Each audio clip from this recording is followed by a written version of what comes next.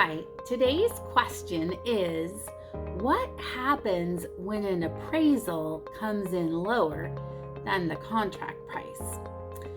In today's market where prices are escalating very rapidly, that's happening more than it is in a stable market.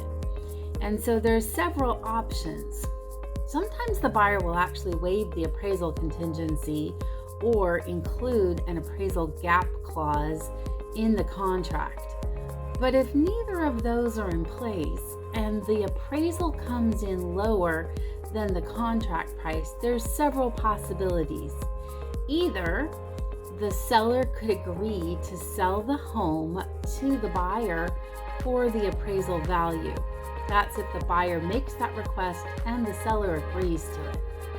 Or the buyer could agree to move forward at the contract price, even though it's higher than what the appraisal value is.